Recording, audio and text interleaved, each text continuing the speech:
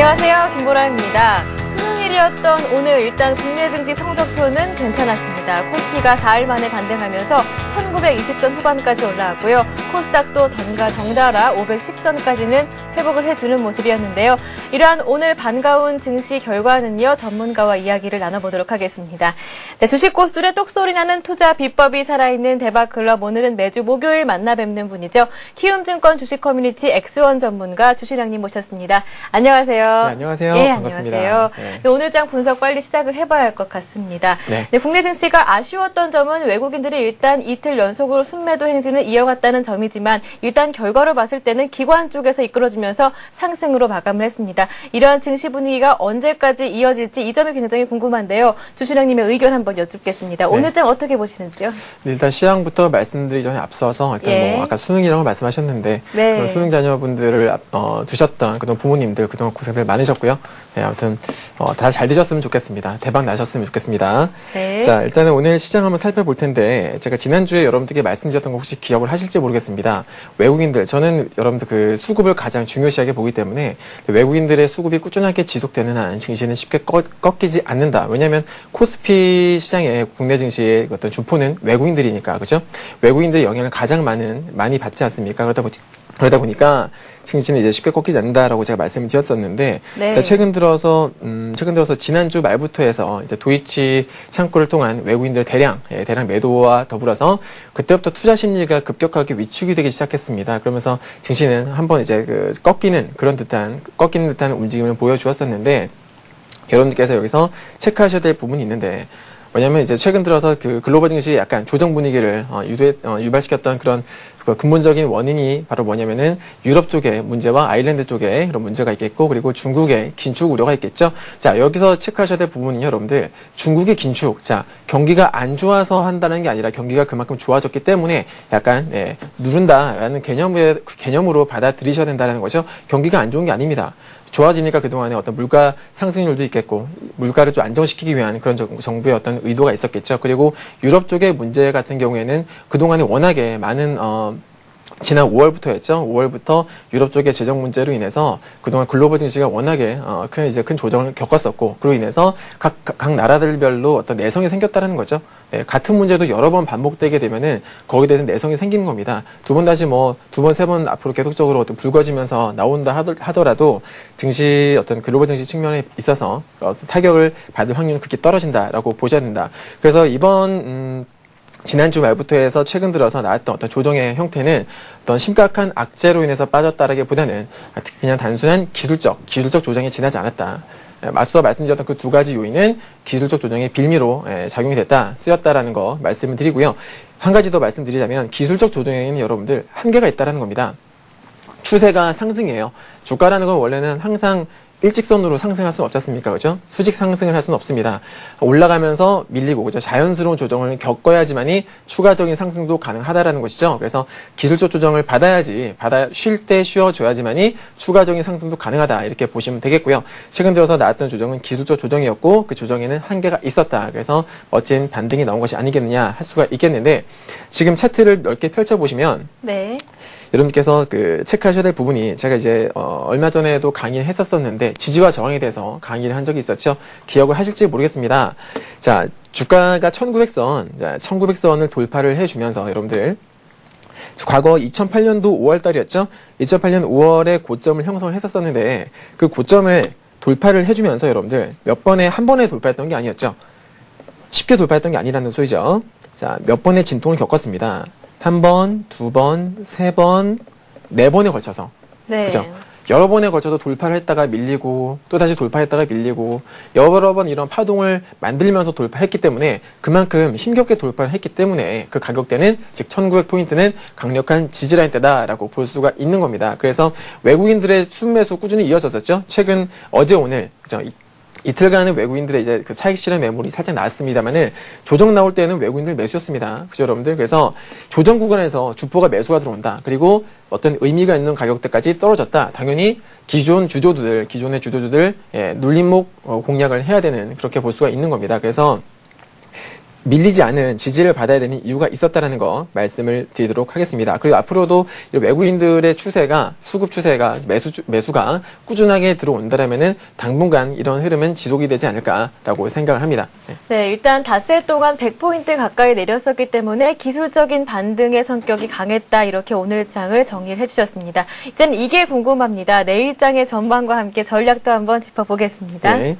네. 자, 추세가 지속될 거라는 말씀을 드렸는데요. 그렇다면 어떤 업종을 여러분들께서 공략을 하셔야 될까? 제가 며칠째 계속적으로 여러분들께 강조를 드리는 업종이 있죠. 바로 정유, 화학, 자동차입니다. 이 관점은 당분간 앞으로도 저는 계속적으로 유지를 할 생각인데요. 더불어서 제가 한 가지 더, 제가 서울경제TV에서 첫 방송을 할 때 여러분들께 짚어드렸던 게 IT 업종, 그죠? IT에 관심 가져보자라는 말씀을 드렸었어요. 기억하시죠? 네. 그때 제가 첫 시간에 추천을 드렸던 종목이 바로 LG전자였습니다. 물론 LG전자 추천드리고 나서 수익권에 당연히 수익 실현했고 나중에 밀려서 익절했습니다만은 다시 최근 들어서 삼성전자를 필두로 해서 지난 시간에도 언급드렸던 삼성전자의 바닥권 탈출 시도가 있었었고요. 그리고 오늘까지도 최근 들어서 LG전자가 다시 급등을 하면서 이런 IT 쪽으로 해서 매기가 쏠리고 있는데 이제는 기존의 그 주도주들 말고도 IT 업종이 차기 주도주가 될 가능성이 있지 않겠느냐라는 말씀을 드리겠고요.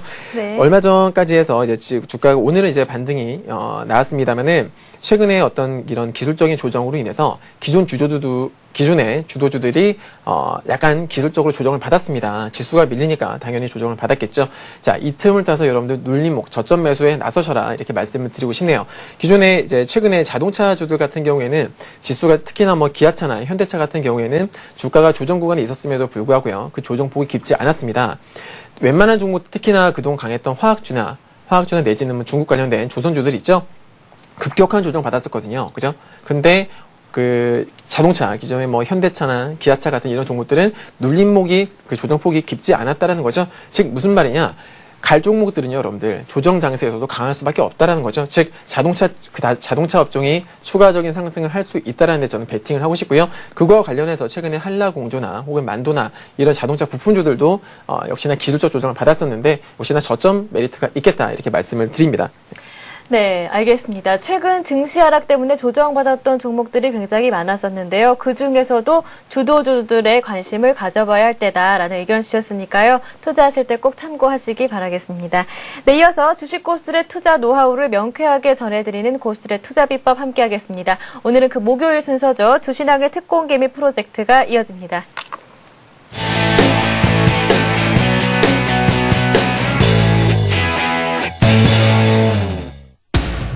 이론은 지겹다. 이제는 실전이다. 수익과 직결되는 살아있는 강의. 상위 5% 안에 들 수 있는 가장 쉬운 방법을 제시한다. 주신항의 특공개미 프로젝트 지금부터 함께합니다.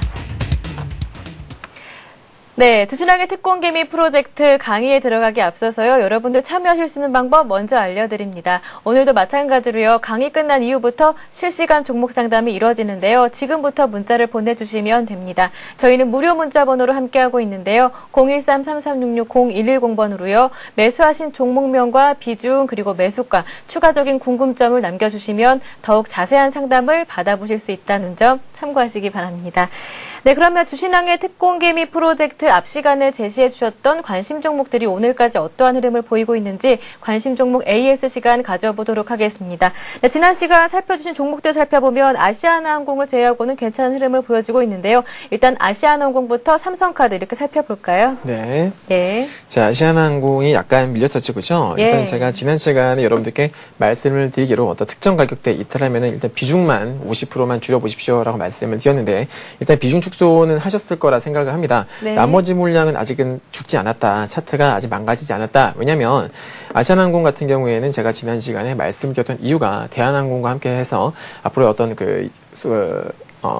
고객들의 네. 그죠? 고객들 수요 증가 가능성이 있기 때문에 모멘텀이 유지가 된다. 그리고 차트상에서도 어떤 매기가 분명히 들어왔었기 때문에 그죠? 유동성이 분명히 들어왔다라는 거 알 수가 있다. 어떻게 거래량이 증가했었고 그리고 기관과 외국인들의 이런 꾸준한 순매수세가 유입이 됐었기 때문에 분명히 누군가가 매수세가 들어왔다라는 거죠. 매수세가 들어오긴 했는데 아직까지 빠져나가는 흔적이 없다. 그렇다면은 지금은 기간 조정에 있고 그죠? 눌림목 과정이다라고 보셔야 된다라는 거고요. 현재 뭐 비록 제가 말씀드렸던 가격대는 살짝 이탈을 한 모습입니다만은 아직 완벽하게 죽지는 않았기 때문에 나머지 물량을 홀딩을 하시는 게 맞겠고 최종적으로는 여러분께서 한 8,650원, 8,650원 이탈시까지는 나머지 물량을 보유를 해보시다가 추후에 혹시라도 아시아나항공이 급등을 해주면서 21선 가격은 한 9,300원대가 되겠네요. 그죠? 9,300원 정도를 강하게 돌파를 해주는 양봉이 나올 경우에는 매수세를 반드시 확인을 하시고 그때 다시 지난번에 비중을 줄였던 만큼 다시 추가 매수를 해보시는 전략 괜찮을 거다라고 말씀을 드립니다. 네, 이렇게 해서 아시아나항공 AS에 드렸고요. 그리고 이어서 삼성카드도 이어볼까요? 네, 삼성카드 지난 시간에 이렇게 장대 음봉 나왔을 때 저희 여러분들이 괜찮으니까 매수를 해보십시오라고 말씀드렸었죠. 아마 그날 매수를 하셨더라면 그 다음날 바로 4% 넘는 수익을 아마 거두실 수 있지 않았을까라고 생각이 듭니다. 삼성카드가 일단은 뭐 그날이었죠. 그날부터 아마 그 도이치증권 쪽에서 이제 물량을 한번 흔들면서 그 장중에 큰 출렁임이 있었었는데 그 전날부터 해서 마침 아침에 이제 좋은 뉴스가 나왔었습니다. 나오면서 호재가 나오면서 급등을 했었었는데 이제 기존에 제가 원래 목표를 3%에서 한 5% 정도 수익권을 여러분들께 말씀을 드렸었기 때문에 차익 실현을 하셨을 거라 생각합니다. 일단 축하드리고요. 네, 이렇게 삼성카드와 아시아나항공 두 가지 관심 종목을 다시 한번 AS에 드렸고요. 두 종목 더 남았죠. OCI 머티리얼즈와 KTNG 남아 있습니다. 네. OCI 머티리얼즈가 특히나 많이 갔는데 지난 시간에 여러분들께 말씀드렸을 때가 제가 이제 11만 7,000원에 제가 매수를 해보십시오라고 말씀을 드렸었는데요. 네. 정말로 안타깝게도 800원이 모자랐어요. 그죠? 800원이 모자라서 매수가 안 되셨을 것 같은데, 그래도 뭐 혹시 기존에 보유를 하셨거나 아니면 조금 약간이라도 높게 잡으셨다라면은 아마 단기간에 10% 넘는 한 12% 되나요? 그 정도 수익을 올리셨을 거라 생각이 됩니다. 일단 뭐 분할 매도 하셨어야지 정상이고요. 주가가 올라가면 여러분들 저항선에 부딪히게 되죠. 즉 매물대에 부딪히게 되면은 당연히 주가가 저항을 받을 수밖에 없다. 그러면은 지금 뭐 보시다시피 직전 고점까지 올라왔습니다. 올라왔기 때문에 물량의 일부분은 좀 비중을 줄이시는 게 맞겠고 수익 실현하시는 게 맞겠고 나머지 물량은 단기 상승 흐름이 깨질 때까지는 지속적으로 홀딩 관점으로 보시는 게 좋겠다. 최근 들어서 외국인들과 기관의 수급이 꾸준하게 유입이 되고 있는데 수급도 괜찮고요. 그리고 현재 태양광 관련해가지고 모멘텀을 좀 받지 않습니까? 시장이. 그러다 보니까 모멘텀도 괜찮고 실적도 상당히 좋습니다. OCI 머티리얼스는 기존에 이제 소디프 신소재라는 종목이었는데 실적이 정말로 꾸준하게 증가를 해주는 그런 흐름을 보여주고 있기 때문에 실적도 괜찮고 그죠? 모멘텀도 마침 딱 맞아 떨어지니까 거기다 수급까지도 들어오고 있죠. 삼박자가 딱딱딱 들어맞는 종목이죠. 그래서 당분간 홀딩 가능하시겠고 만약에 이제 이런 그 차트를 보시면 이제 추세 전환 그런 구간이죠. 예전에 강의를 했던 내용인데 주가 고점이 일정하게 낮아지는데 주가가 그 고점, 추세선 고점에서 계속적으로 밀리는 겁니다. 그죠? 계속적으로 밀리는데 언젠가 강하게 거래가 실리면서 돌파해주는 이런 추세 전환 그런 구간이 나오게 되면은 당분간 이런 흐름이 이어진다라고 말씀을 드렸었는데 일단 뭐 여러분들께서 아직 그 편입을 못 하신 분들이 계신다면은 추세 전환, 지금은 단기적으로 고점이니까 매수하시기 상당히 부담스러우실 거라 생각이 됩니다. 그렇다면은 눌림목 나올 때, 그죠? 주가가 5일선 내지는 한 11선 정도가 괜찮겠네요. 11선과 121선이 만나는 시점, 즉 한 11만원 전후 때 만약에 눌림목이 나오게 되면 주가가 살짝 기술적으로 조정을 받게 되면은 그때 이제 신규 매수 편입을 해 보셔라 이렇게 말씀을 드리겠습니다. 네, 이렇게 해서 OCI 머티리얼즈 다시 한번 AS에 드렸고요. 나머지 한 종목 더 남았죠. KTNG 살펴볼까요? 네, KTNG 살펴보도록 하겠습니다. 자, KTNG는 현재 뭐 보합권 같아요. 네, 제가 말씀드렸던 가격대 매수하셨으면은 63,000원 정도를 제가 짚어드렸던 것 같은데 일단은 뭐 현재 보합권이실 것 같습니다. 최근 들어서 지난번에 현대에서 그 송우리조트 인수권으로 해가지고요. 그런 얘기가 나오면서 제가 가격이 어떻게 정해지느냐에 따라서 좋고 안 좋고 할 텐데 아직 뭐 가격이 정해진 건 아닙니다. 하지만 그에 따라서 너무 심하게 빠진 것은 아니냐라는 관점에서 제가 여러분들께 단기 낙폭 과대주로서 그런 관점으로 말씀을 드렸었는데 최근 들어서 기관의 순매수가 좀 들어오고 있는 모습이죠. 네, 기관의 순매수 들어오면서 대량 거래 음봉이 터졌으나 지금 더 이상 빠지고 있지는 않습니다. 버티고 있는 모습이 나오고 있는데요. 아직까지는 괜찮아 보이고요. 지난번 제가 여러분들께 말씀드렸던 가격대는 한 6만 원이었죠. 6만 원 이탈치까지는 보유를 해보시는 관점으로 가신다면 괜찮지 않을까라고 말씀드리겠습니다. 네, 이렇게 해서 지난 시간 관심 종목 4종목을 AS 해드렸으니까요. 추가 대응 전략 꼭 참고하시기 바라겠습니다. 네, 그럼 주신학의 특공개미 프로젝트 오늘 강의 순서 이어가 보도록 하겠습니다. 오늘 강의는 어떤 내용인지 전략의 핵심부터 간략하게 들어볼까요? 네, 자 일단은 제목 종목이 보조지표를 이용한 단기바닥 포착법이라고 되어 있죠. 이 네. 방법은 여러분들 사실 저 같은 경우에는 제가 가장 자신 있어 하는 게 낙폭과대주 공략입니다. 단기 낙폭과대 내지는 중기 낙폭과대에서 진바닥을 잡아내는 게 제 주특기라고 할 수 있겠는데 그중에서 일부분만 제가 여러분들께 공개를 해드리려고 합니다. 사실 뭐 대단한 건 아닙니다. 그냥 단순한 보조지표를 이용해서 특히나 초보자분들 같은 경우에는 보조지표 활용법에 대해서 되게 궁금해 하실 텐데 실제로 잘 활용을 못하는 분들이 많으십니다. 이 보조지표가 어디에 쓰는 건지 어떻게 매매에 이용을 할 수 있는지 활용을 하는지에 대해서 제가 간략하게만 설명을 드리도록 하겠습니다. 네, 단기 바닥을 포착한다는 거 이 개미 투자자들의 모든 바람이 아닐까 이렇게 보이는데요. 네, 그런데 여기에 이용하는 이 보조 지표에도 여러 종류가 있을 텐데요. 어떤 것부터 살펴볼까요? 네, 먼저 여러분께서 가장 좋아하시는 MACD라는 보조 지표입니다. 보시면 간단하게 설명이 나와 있는데 네. MACD 보조 지표는 보통 추세 지표라고도 하는데요. 일단 마니를 보세요. 마니를 보시는데 그 활용법에 대해서 제가 여러분들께 말씀을 드릴 겁니다. 바닥을 잡을 때 과연 MACD를 어떤 식으로 사용을 하는가. 자, 실판을 이동해서 간단하게 설명을 드리자면 보통 여러분들께서는 일단 그 보조지표 MACD가 골든 크로스를 내서 올라가면은 상승 추세, 반대로 데드 크로스를 내면은 하락 추세에서 그렇게 현재 어떠한 추세 구간이 있는지 활용을 그럴 때만 활용을 하시는 걸로 알고 있는데 바닥을 잡으실 때도 상당히 유용하다. 자, 어떻게 하시냐면 잠시 후에 제가 종목과 실전 차트를 제가 예를 들어서 말씀을 드리겠습니다만 먼저 이론부터 설명을 드릴게요. 일단 여러분들 주가가요. 하락을 합니다. 바닥을 잡는 거니까 주가가 떨어져야겠죠. 그죠? 하락을 하는 종목이 있습니다. 주가가 이제 저점을 깨고서 밀립니다. 동시에 MACD 보조지표도 같이 떨어져야 정상이겠죠. 왜냐면 주가와 거의 동일하게 움직이기 때문에 MACD 보조지표도 역시나 마찬가지로 저점을 깨고서 빠져야 됩니다. 그게 정상이죠. 근데 가끔 가다가 이렇게 주가는 분명히 저점이 깨졌는데 MACD 보조지표 같은 경우에는 저점을 올리는 이런 짝꿍둥이 패턴이 나올 때가 있어요. 즉 반대 흐름이 나오는 이런 걸 바로 주가와 이 MACD의 어떤 다이버전스라고 얘기를 하는 거거든요. 자, 이럴 경우에는 이 시점이 여기서 변곡점이 나오면 추가적인 상승을 할 확률이 되게 높아집니다. 그래서 지금 이러한 보조지표 이용을 할 수가 있다. 다시 한번 설명드리면 주가는 저점을 깨는데 주가는 저점을 낮추는데 MACD는 오히려 저점을 높이는, 즉 반대되는, 그죠? 주가가 내려올 때 MACD는 올라간다. 그런 흐름이 나오게 되면은 단기적으로 기술적 반등이 나올 확률이 높다라는 거 말씀을 드리겠습니다. 자, 그렇다면 먼저 7전 차트에서 제가 한번 말씀을 드리도록 할게요. 네. 제가 준비한 종목은요, 과거에 실제로 제가 매매를 했었던 종목입니다. 네. 비츠로테크라는 종목인데요. 네. 네, 비츠로테크 한번 차트를 보여드릴게요. 자, 일단은 주가 이 시점입니다. 자, 보시면은 그 화면상에서 보시면 이렇게 제가 박스로 이렇게 표시를 해놓은 구간이 있습니다. 보이시죠, 여러분들? 네, 이 구간이 어떻게 MACD를 적용을 할 수가 있는지 제가 보여드리면, 자, 지표 추가부터 해봐야 되겠죠? 자, MACD 보조지표를 추가를 한번 해보도록 하겠습니다. 여러분들 보통 그 차트에 보시면은 뭐 여러 보조지표를 띄우시는 분들이 계시는데요. 뭐 어떤 정답은 없습니다. 그냥 여러분들 투자 성향에 맞는 그런 보조지표를 사용하시면 되겠는데, 저 같은 경우에는 MACD를 이런 식으로 띄워놓습니다. 자, 보여드릴게요. 네. 통상적으로 이제 이렇게 그 확률이 꽤나 잘 나오는 그런 기법이기 때문에 참고를 하시면 좋다. 자, 보시면 주가가 과거에 이제 2009년도죠, 그죠? 2009년 7월 달부터 해서 한 11월 달까지 저점을 3번이나 낮췄습니다. 그죠? 3번이나 낮췄는데 MACD 보세요, 여러분들. 어떻게 됩니까? 주가가 오히려 저점을 3번이나 높이죠. 즉 주가는 떨어지는데 응당 MACD 보조지표도 역시나 떨어져야 되는데 어떻게 됩니까, 여러분들? MACD는 올라가고 있죠. 정반대 흐름이 나오고 있는 겁니다. 어떻게 됩니까? 주가와 MACD의 다이버전스다. 즉 추세 전환, 즉 반등이 나올 확률이 높은 그런 구간으로 볼 수가 있는 겁니다. 그래서 저 같은 경우에 실제로 마지막 이 구간에서 매수를 했었어요. 매수해서 뭐 짧게 먹고 나왔습니다만은 나중에 정말 그 큰 파동이 나왔던 것을 확인할 수가 있는데, 물론 이제 제가 이 종목을 보여드렸다고 해서 다이버전스가 나온 종목들이 다 같이 이렇게 비츠로테크처럼 급등을 하는 것은 아닙니다.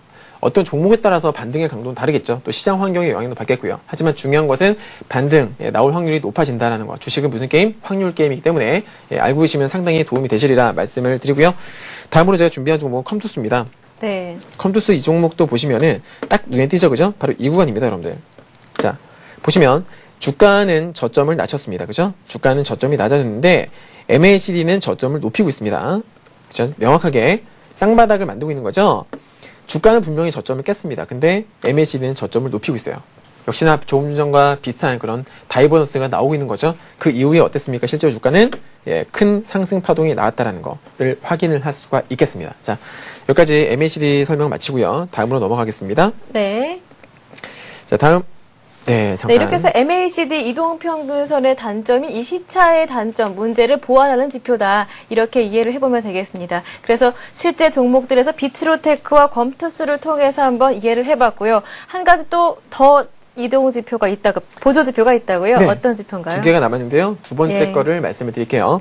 RSI 보조 지표입니다, 여러분들. 네, RSI 보조 지표인데요. 지금 이 종목 같은 경우에, 이 지표 같은 경우에는 뭐 주가 추세 전환 시점을 예측하는 지표다라고 나와 있는데, 자, 간단하게 제가 설명을 드릴게요. 네. 자, 이 RSI 같은 경우에는 여러분께서 단기적으로 주가가 이제 변곡점이 나올 적에,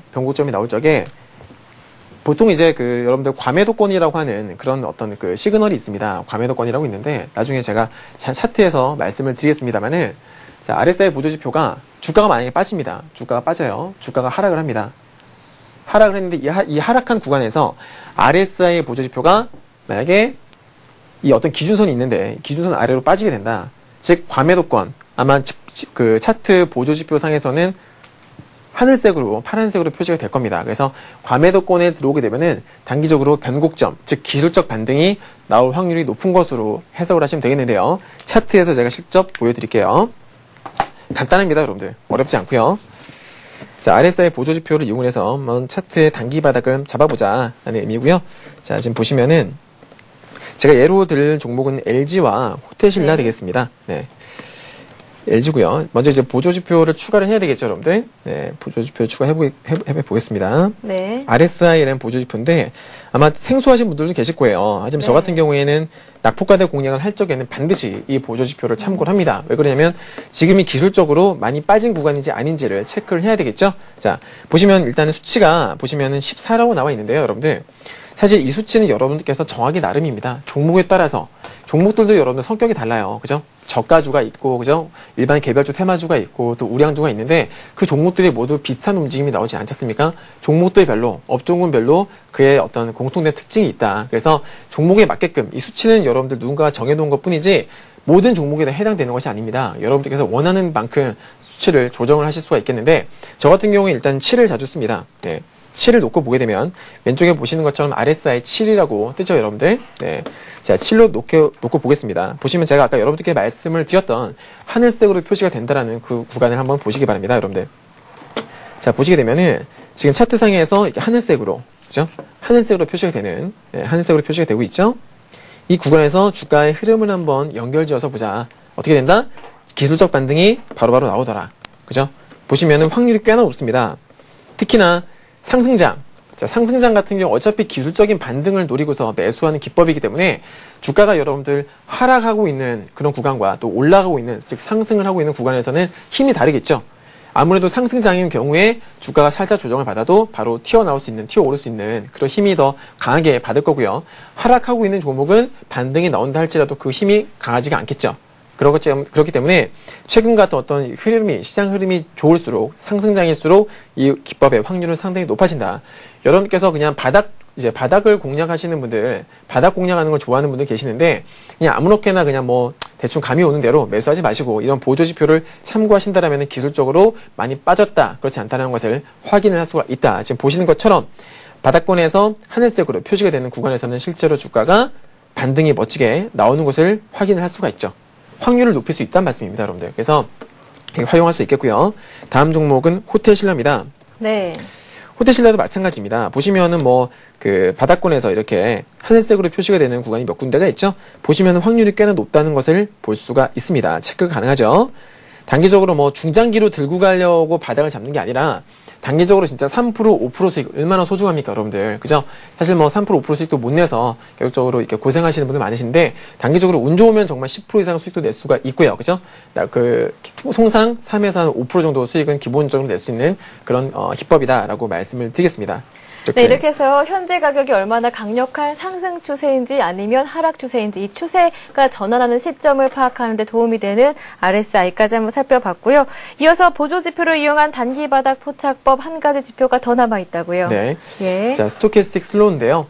참고로 여러분들 예전에 이제 고승덕 변호사 아시죠? 그죠? 그분께서 정말 마법의 지표다라고 극찬을 했을 정도로 정말 확률이 정확도가 높은 그런 보조지표라고 할 수 있겠는데 아마들 많이들 들어보셨을 겁니다. 실제로 많은 분들께서 매매하실 때 이용을 하고 계시고요. 마찬가지입니다. 좀 전에 제가 말씀드렸던 RSI와 비슷하게 사용하실 수가 있겠는데 일단은 과매도권 주가가 빠질 적에 이 스토캐스틱도 마찬가지로 주가가 떨어지게 되겠죠. 근데 과매도권에 들어갔을 때 주가가 기술적인 반등이 나올 확률이 높다라고 보실 수가 있겠는데요. 직접 설명보다는 직접 차트를 보면서 말씀을 드리도록 할게요. 네. 자, 스토캐스틱도 이제 보조지표를 제가 추가를 한번 해보도록 하겠습니다. 네. 기본적으로 여러분께서 추가를 하시게 되면은 일단 슬로우입니다. 패스트가 있고 슬로우가 있는데요. 패스트보다는 슬로우로 하시는 게 확률이 더 높다라고 말씀드리고요. 네. 자, 화면에서 슬로우를 제가 더블 클릭해 보겠습니다. 네. 자, 차트상에서 보조지표가 한 개 더 생겨났죠? 네. 자, 보시면은 기본적으로 디폴트 값이 여러분들 12, 5, 5로 되어 있습니다. 하지만 제가 쓰는 수치는 다릅니다. 아까 말씀드렸다시피 여러분들 매매 성향에 맞게끔 이 수치는 누군가가 정해놓은 것일 뿐이지 정답은 아니다라고 말씀드렸었어요. 여러분들께서 매매 성향에 맞게끔 수치를 정정하시면 되겠는데 저 같은 경우에는 533을 씁니다. 네. 533을 놓고 한번 보도록 하죠. 역시나 아까 RSI와 비슷하게 이렇게 하늘색으로 표시가 되는 구간이 많아지고 있죠. 그죠? 자, 지금 보고 계신 종목은 아까 보여드렸던 호텔 신라고요. 역시나 확률이 얼마나 나오는지 살펴보도록 하죠. 보시면은 주가가 하늘색, 네, 하늘색으로 나오는 구간에서 실제로 기술적 반등이 나오는지 안 나오는지 직접 눈으로 확인을 해 보시기 바랍니다. 하늘색으로 가거나 내지는 근처에 도달하거나 실제로 거기서 변곡점이, 그죠? 기술적 반등이 상당히 잘 나오죠, 여러분들? 네. 바로 확률입니다, 이게. 여러분들. 주가가 단기적으로 지금뿐만이 아니라 과거 차트를 넓게 펼쳐가지고 한번 종목들별로 돌려보면서 여러분들께서 직접 한번 검증을 해보세요. 100%는 없겠죠, 그죠? 주식에 100%가 어디 있습니까? 최소한 확률이 80% 이상만 되더라도 여러분들은 시장에서 살아남을 수 있는 특공개미가 되실 수 있다는 거거든요. 자, 지금 호텔신라 보여드렸고요. 이제 네. LG를 보여드릴게요. 네, 이어서 LG 살펴보겠습니다. 네, 마찬가지입니다. LG 이 종목도 여러분들께서 보시는 것처럼 지금 스토캐스틱 보시면은 과매도권에서는 어떻습니까? 주가가 빠졌다가, 그죠? 네. 빠졌다가 바로바로 반등이 나오는 것을 볼 수가 있죠? 네. 확률이 꽤나 높다. 일반적으로 이렇게 사용하실 수도 있겠습니다. 만약에 여러분들께서 고점에서 물리셨어요. 물리셨는데 종목이 떨어집니다. 주가가 떨어져서 보조지표를 보니까 스토캐스틱 또는 RSI에서 과매도권이라 표시가 되더라. 그러면 이미 어차피 손절 타이밍 놓치실 거. 조금 기다려 보시면은 기술적 반등이 나올 수가 있다는 거죠.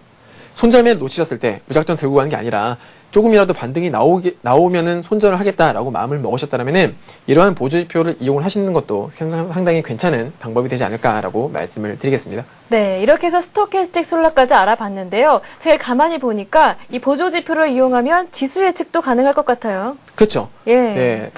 지수도 여러분들 단기적으로 바닥을 잡는 게 가능하다 말씀을 드릴게요. 자, 참고로 지금 먼저 코스피 지수가 얼마 전에 이제 조정을 받았었는데 저 같은 경우에는 저희 회원님들께 이렇게 말씀드렸었어요. 지수 조만간 반등이 나온다. 지수 조만간 반등이 나오니까 지금은 참고 기다려야 된다. 힘들더라도 최소한 지금 조금의 일정 부분 시간이 지나게 되면은 다 같이 웃을 수 있는 그런 날이 온다라고 제가 말씀을 드렸었거든요. 실제로 어제 오늘에서 멋진 모습 나왔었죠. 자, 제가 과연 이 반등이 나올 거라는 것을 어떻게 예측을 할 수 있었을까 한번 풀어보도록 하겠습니다. 네. 자, 아까 말씀드렸던 스토캐스틱입니다, 여러분들. 보시면 아마 눈치 빠른 분들은 벌써 짐작을 하고 계실 텐데요. 차트를 넓게 펼쳐보고 있습니다. 이 역시 확률이 엄청나게 높습니다. 보시면 차트를 쫙 볼게요. 보시면은 과거에 이렇게 과매도권으로 표시가 되는 구간에서 실제로 주가가 어떠한 움직임이 나오는지 한번 또 체크를 해보도록 하겠습니다. 어떻습니까, 여러분들? 제법 확률이 높다는 것을 볼 수가 있죠. 그 반등이 꾸준한 계속적으로 올라가는 반등이 아니라 단순한 기술적 반등이라는 거예요. 그러다가 한번 바닥 정말 잘 잡으면은 꾸준하게 올라가는 그런 멋진 상승 파동도 수익으로 맛볼 수가 있겠죠. 이런 것처럼 코스피 지수에서도 단기적으로 바닥을 잡는 게 가능하다. 물론 이제 신이 아닌 이상 여러분들 최저점을 파악하는 건 힘들겠죠. 하지만 중요한 거는 일단 지수가 조정을 받아서 과매도권에 들어가게 되면은 일단 한번 만약에 고점에서 물리신 분들은 좀 기다려볼 필요가 있는 거고, 만약에 현금 비중이 정말 많으신 분들은 어때요? 기존의 주도주들 주가가 눌렸을 때 눌림목 공략을 하실 수가 있다는 겁니다. 이렇게 보조지표만 알아도 여러분들 매매에 이렇게 활용하실 수가 있는데, 이거 다양하게 활용하실 수가 있겠는데, 중요한 것은 이 보조지표 너무 맹신하셔도 안 된다는 거죠. 네. 이 보조지표는 여러분들 항상 후행성이다라는 것을 명심을 하셔야 되고요. 너무 이렇게 맹심을 하시는 것보다는 매매하실 때 단순하게 그냥 참고용으로 하시는 게 좋다라는 말씀을 드리겠습니다. 네, 알겠습니다. 이렇게 해서 보조지표에 대해서 알아봤는데요. 이 강의와 관련해서 관심 종목도 한번 체크해 주셔야겠죠. 어떤 관심 종목 준비하셨나요? 네, 오늘 가지고 나온 종목들 네. 말씀을 드리도록 해볼게요. 예. 자, 처음으로 먼저 OCI를 가지고 나왔습니다. 네, 예, OCI요? 네, OCI 보시게 되면은, 자, 여러분들 제가 아까 설명드렸던 낙폭과대 단기 바닥권이 있는 그런 기법과, 연동해서 말씀을 드리겠습니다. OCI 같은 경우에도 보시면은 정확하죠, 그죠? 네. 지금 보시면 파란색, 그죠? 과매도권에서 기술적인 반등이 나옵니까? 나왔었죠. 그죠? 나오고요. 지금도 어떻습니까? 파란색이죠. 지금 매수하셔도 무리가 없다는 소리입니다. 기술적으로. 물론 100% 확실하지 않겠지만은, 저 같은 경우에 이제 물론 이 보조지표 말고도 제가 단기 낙폭과대라는 것을 체크를 하는 여러 가지 어떤 기술적인 노하우가 있습니다만은, 일단 여러분들께는 일단 보조지표에 대해서만 말씀을 드렸는데요. OCI 같은 경우에 제가 오늘 추천주로서 가지고 나왔고, 최근 들어서 이제 급락을 하게 된 이유부터 알고 가셔야 되겠죠. 삼성에서, 특히나 삼성정비락이 최근에 급등을 했는데, 삼성에서 이제 그 기존에 태양광 시장에 진출하겠다라는 의사를 밝힘으로써, 기존에 이제 뭐 국내 시장에서 태양광 하면 OCI 아니었습니까? 예전에 이제 동양제철학이었는데, OCI가 이제 위협을 받게 된 거죠. 그죠? 아무래도 강력한 삼성이니까 뭔가를 해도 제대로 하겠다라는 그런 이미지가 강하겠죠. 그래서 삼성에서 태양광 쪽에 진출하겠다 하면서 OCI가 주가가 급락을 했는데, 사실 그렇습니다, 여러분들. 그렇다고 해서 OCI 이 회사의 펀더멘털이 훼손된 것도 아니고요. 당장 삼성이 벌써 태양광 쪽으로 이미 진출해서 뭔가를 사업을 벌려놓은 것도 아닙니다. 앞으로 하겠다는 어떤 의사를 밝혔을 뿐인데, 이번 주가 하락은 너무 과도하지 않느냐라는 생각이고요. 자, 또 하나 체크를 하셔야 될 부분이 뭐냐면, OCI 이 주가를 올렸던, 최근 들어서 뭐 지난 5월부터 해가지고요, 급등세가 나왔는데, 올려놓은 장본인들이 누구냐, 주포가 누구냐를 체크하셔라. 자, 명백하게 지금 기관이라는 것을 알 수가 있습니다. 보시다시피 아래에 빨간색 그래프 보이실 텐데요. 기관의 매수량입니다. 기관이 꾸준하게 순매수를 했었고요. 그죠? 지금까지도 그 매수세가 유지가 되고 있다는 거예요. 자, 주포가 여러분들 어떠한 종목을 올려놨습니다. 올려놨으면 그 종목에서 떠나지 않았다라면 가능성이 있는 거거든요. 자, 다시 한번 설명드릴게요. 네. 잠깐 화면을 보시면 주포가 있습니다. 주포가 어떤 종목 올려놨어요. 올려놨는데, 어떤 종목이든지 간에 눌림목이 나올 수밖에 없겠죠. 항상 올라갈 수만 없는 거니까. 자, 기본적으로 쉬어가는 가격 조정 내지는 기간 조정을 거칠 수가 있다는 건데, 그때 수급을 잘 보셔야 됩니다. 특히나 우량주 같은 경우에는 수급이 다 표시가 되지 않습니까? 개별주도 마찬가지긴 하지만은 뚜렷하게 표시가 되는 거는 개별주보다는 우량주가 되겠죠. 자, 주가가 올라갑니다. 올라갈 때 개입을 했던 세력이 분명히 있겠죠. 만약에 기관이라고 예를 든다면, 자, 주가 급등 시에 기관이 개입을 했습니다. 근데 어느 정도 고점이 되니까 더 이상 추가적인 상승을 하지 못하고 살짝 조정을 받는 그런 구간이 나오게 되죠. 근데 눌림목이 나오는 이 조정 구간에서도 기관의 매수세가 꾸준하게 들어온다.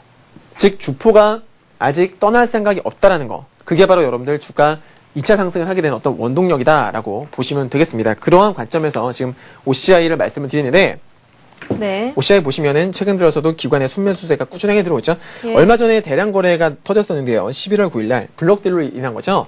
이때 기관 순매수는 여러분들 신경 안 써도 되겠고요. 그거 말고 이날을 제외한 나머지 날들의 수급을 체크를 하신다면은 확인을 하실 수가 있을 겁니다. 그죠? 빨간색 여러 그래프가 계속적으로 이제 체크가 되는 것을 볼 수가 있는데요. 기관의 수급이 여전히 끊이지 않고 들어오고 있다. 그런 점에서 메리트가 있겠다라고 말씀을 드리겠습니다. 그래서 지금 일단은 뭐 모멘텀 쪽으로도 괜찮겠고, 펀더멘탈 훼손되지 않았고 해서 OCI를 들고 나왔고요. 매수 가격은 31만 2천원, 오늘 뭐 1,500원 찍었는데요.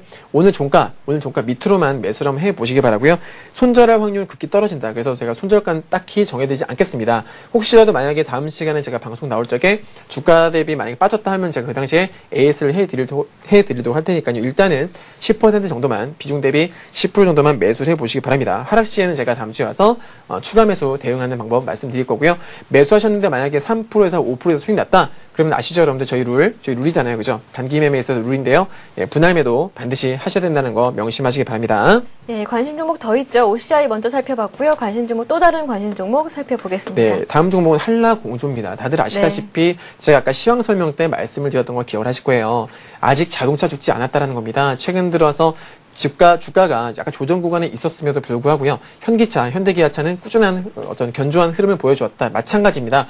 역시나 자동차 부품주도 최근 들어서 기술적인 조정을 받았다고는 하지만은 그 펀더멘털은 꾸준하게 유지가 되고 있고 앞으로도 성장세를 이어갈 공산이 크다라고 그런 전제에서 이 종목을 가지고 나왔는데 일단 뭐 추세적으로 봤을 때 전혀 손상이 되지 않았다. 한라공조는 최근 들어서 주가가 가격 조정을 조금 받았습니다. 하지만 기술적 조정을 받은 구간에서도 어떻게 됩니까? 외국인들과 이런 그 기관의 수급이 꾸준하게 들어오고 있다는 거죠. 특히나 지금 같은 경우에는 기술적으로 121선 근처에서 역시나 지지를 받고 있는 모습인데 매수 가능하시겠고요. 오늘 뭐 종가가 19,250원입니다. 자, 19,000원 아래로 매수 한번 해보시기 바라고요.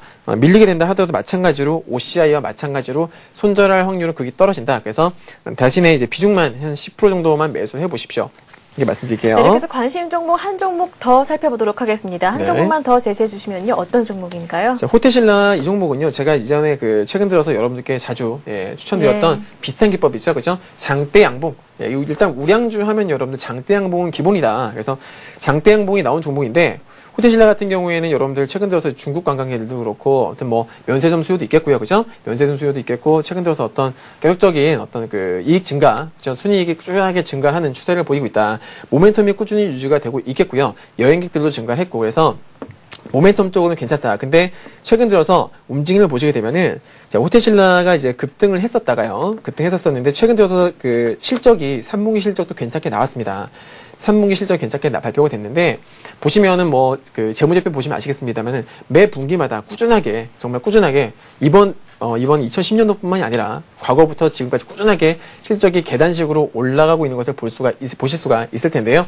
그런 실적 어떤 상승세에 맞물려서, 지금 주가는 여전히 앞으로도 좋을 가능성이 높은데, 다만 이제 3분기 실적에 대한 어떤 기대감으로 인해서 올랐고, 실적 발표했죠. 하고 나서, 4분기를 준비하는 그런 준비 과정이다라고 보시면 되겠습니다. 그래서 기간 조정에 살짝 들어간 모습인데요.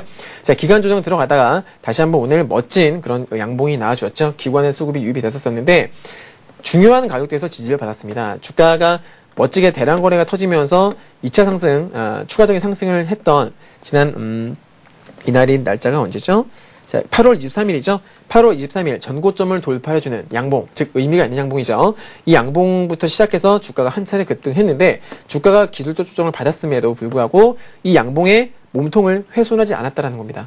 즉 의미가 있는 자리에서 또 지지를 받았다는 거죠. 의미가 있는 자리에서 지지를 받고 다시 한번 또 의미가 있는 대량거래 양봉이 나왔다. 즉 마찬가지로 이 메이저, 애초에 이 주가를 끌어올렸었던 이 메이저 세력들이 아직 나가지 않았다고 볼 수가 있겠고 여전히 관심을 가지고 있다. 매수세는 유효하다 말씀을 드립니다. 그래서 이 종목 오늘 뭐 장대 양봉 나오면서 급등했는데요. 고점에서 따라 붙으실 필요는 전혀 없겠습니다. 일단은 조정이 나올 때까지 저는 여러분들 아시죠? 싸게 잡는 거 좋아하잖아요. 그죠? 조정이 나올 때까지 매수를 기다리시기 바라고요. 일단 뭐 지금 가격적으로는 29,000원, 21선은 딱 되겠는데 29,000원 안으로 만약에 밀리게 되면은 거기서 눌림목 공략 매수가 가능하시겠다. 비중은 한 10% 정도 매수를 해보시기 바라고요. 양봉의 저점인 27,750원을 이탈을 하게 되면은 그때는 손절매 대응을 하시면 되겠네요. 네, 이렇게 해서 주신항의 관심 종목 3종목을 체크해 봤고요. 이어서 여러분들이 상담 신청해 주신 종목들 살펴드리는 시간 갖도록 하겠습니다. 실시간 종목 상담 이어지기 전에요. 다시 한 번 더 참여하실 수 있는 방법 알려드릴게요. 무료 문자 번호로 함께합니다. 013-3366-0110번으로요. 지금도 늦지가 않았으니까요. 신청해 주시면 되겠습니다. 네, 가장 먼저 보내주신 분부터 살펴보겠습니다. 8784님께서 남겨주셨는데요. 현대산업을 20% 갖고 계시고요. 매수는 35,000원에 매수를 하셨습니다. 더 매수해서 단가를 조금 낮춰도 될까요? 라고 남겨주셨는데요. 어떤가요? 일단 뭐 물타기를 하시겠다는 말씀이신 것 같은데요. 예. 일단은 뭐 약간 물리셨어요. 단가가 다행스럽게도 단가가 그닥 높아 보진 않습니다. 일단은 중요한 것은 최근 들어서 어떤 기술적 조정을 받았었고요. 그죠? 주가가 조정을 받았으니까 웬만한 코스피 200 종목들은 거의 다 눌렸었죠. 그죠? 눌림목 이후에 멋지게도 반등이 나오고 있는 모습인데 일단은 추가적인 매수를 하시면은 좀 위험할 것 같습니다. 제가 봤을 때는 일단 보유를 하셔도요. 보유 관점으로 가셔도 큰 무리는 없을 거라 보여지거든요. 일단은 뭐 메이저 외국인들이나 기관의 수급 꾸준하게 이어지고 있는 추세 괜찮고요. 그리고 지지를 받은 가격대가요. 보시면은 이 종목 마찬가지로 추가적인 상승세가 나왔던 그 가격대, 그죠? 특정 어떤 의미가 있는 가격대를 이탈을 하지 않았다는 겁니다. 자, 한 번 지지를 받았던 언제? 지난 10월 초가 되겠는데요. 9월 말에서 10월 초쯤에 한 번 지지를 받았던 가격대, 그리고 그 이후에 11월로 넘어가면서 또 한 번 지지를 받았었죠. 자, 한 번도 아니고 두 번 정도 지지를 받았었는데 그만큼 의미가 있겠는데 이번에도 마찬가지로 같은 가격대에서 지지를 받았죠. 이거 뭐예요, 여러분들? 주가의 하방 경직성이 확보가 됐다라고 하는 겁니다. 그래서 일단 지지라인 대가 구축이 되었기 때문에 추가적으로 하락할 확률은 좀 그렇게 떨어지지 않나라고 생각이 되고요. 증시가 이제 다시 제자리를 찾아서 올라오게 되면은 현대산업도 마찬가지로 추가적인 상승이 가능할 것으로 보여집니다. 대신에 물타기는 위험하시니까 하지 마셔라. 가급적이면은 여러분들 어떤 제대로 된 낙폭과대 공략이 아니시면 어떤 원칙이 없는 물타기는 안 하시는 게 좋습니다. 네. 네, 이어서 4437님께서 보내주신 유비케어 살펴보겠습니다. 부산에서 보내주셨는데요. 매수가가 3,100원이고요. 비중은 10%입니다. 현재가가 한 2,600원대라고 알고 있는데요. 어떤가요? 네. 자, 지금 유비케어 예. 일단은 뭐 고점에서 좀 가격이 좀 되시네요. 그죠? 좀 많이 물리셨는데 일단 힘내시면 좋겠고요. 일단 기본적으로 그나마 다행스러운 거는 비중이 얼마 안 되세요. 비중이 얼마 안 되시는데 일단은 테마주들 같은 경우에는, 개별주들 같은 경우에는 여러분들 한 가지 말씀드릴게요. 통상 이제 급등을 하게 되면 고점에서 대량 거래가 터집니다. 대량 거래 터지는데요. 추가적으로 상승을 할 종목들은요. 대량 거래가 고점에서 터져도 주가가 쉽게 빠지지 않아요. 유비케어 같은 경우에는 언제가 상투였어요? 대량 거래 최고점에서, 그죠? 최고점에서 대량 거래 음봉이 나온 이후로 주가가 계속 밀리죠. 즉 주가가 상투, 즉 세력들이 한번 뭐 나갔다고도 볼 수가 있는 겁니다. 물론 이제 뭐 길게 본다라면 뭐 한 번 더 시세를 줄 수도 있을 가능성도 있겠습니다만은 일단은 고점에서 물리셨으니까 리스크 관리를 하셔야 되는 게 맞겠다라는 말씀 드리고요. 지금 뭐 고점에서 대량 거래 터지고 빠졌는데 일단 뭐 손절 타이밍을 놓치셨어요. 그렇다면 지금은 어떻게 대응하시는 게 좋느냐? 지금 현재 가격대를 보시면 유비케어가 차트를 좀 넓게 보세요. 차트를 넓게 보시게 되면은 유비케어 이 종목이 어떤 특정 가격대에서 계속 저항을 받아요. 어디입니까? 바로 지금 현재가 근처죠. 2,500원 근처입니다. 2,500원 근처에서요. 주가가 저항을 받죠. 그리고 또 저항을 받죠. 자, 한번 저항을 받았던 가격대다 보니까 주가가 그 가격대를 돌파를 하고 나서 지지까지 받는 겁니다. 저항선을 돌파를 하게 되면 저항선은 지지선이 되겠죠. 그러다 보니까 지지선의 역할도 하고 있는 겁니다, 지금. 그리고 다시 한번 돌파를 했고요. 지금 그 가격대까지 떨어졌어요. 자, 추가적으로 기술적으로 봤을 적에 세력들이 완전히 뭐 이탈하지 않았다라면은 이 현재 가격대를 지켜줄 공산이 크다라고 말씀을 드리겠고요. 혹시라도 기술적 반등이 나온다라면 수익 생각은 하지 마시고요. 손실을 좀 줄이는 선에서 비중을 축소하시는 그런 손절이 낫지 않나라고 말씀을 드리겠습니다. 네, 이렇게 해서 유비케어 한번 살펴봤고요. 이어서 살펴볼 종목은 지역난방공사입니다. 0724님께서 남겨주셨는데요. 지역난방공사를 79,550원에 매수를 하셨는데요. 비중은 적지 않아 주셨습니다. 어떤가요?